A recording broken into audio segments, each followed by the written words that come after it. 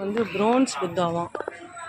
அங்கே இருந்தது கோல்டன் புத்தா, இது வந்து பிரான்ஸ் புத்தா. ஸ்லீப்பிங்லாம் இருக்காங்க அழகா.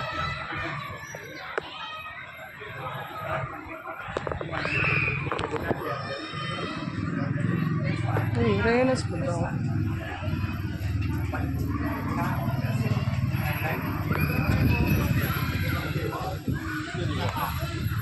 இதுதான் அந்த கோல்டன் டெம்பிள் போனது. இது இப்போ இன்னொரு temple. we are going in.